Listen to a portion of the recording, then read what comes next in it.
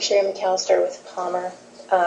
First, I'd like to congratulate you because this is a significant area that I think needs to be addressed for our profession, and it's timely. This is, has, and will be something that needs to be clarified, and I believe is actually putting our professionals at risk, either by improper education or the ability to financially be rewarded by improperly using a laser. So I think this is a timely piece of legislation to go through. Mine is really a comment and not really something that I think needs to be added into the language.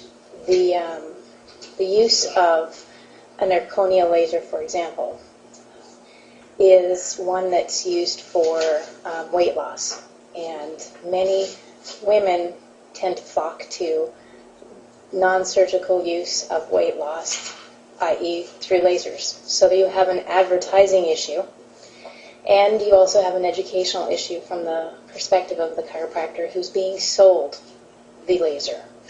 And I want to ensure that when this is adopted, that the chiropractor actually realizes he has a scope of practice and that it needs to be properly addressed. Because I have personally walked into, with my mother-in-law, a situation where I didn't even know it was a chiropractor, and she wanted to investigate a non-surgical way to lose weight. And obviously I was shocked and surprised that I would have thought this was a surgical center that's using non-invasive ways. So I think this is an extremely important piece of legislation that needs to clarify for not only the professional but also the public. And to address that for a second, because Dr. Mahoney was from Zirconia, and he's a research director for them. And during his testimony, he acknowledged that the laser in and of itself does not contribute to the weight loss at all, but is used more of a motivational tool to encourage people to continue with the diet, exercise portion of the chiropractor's recommendation. And so I asked him if he felt that it was appropriate to charge money for the laser portion of that.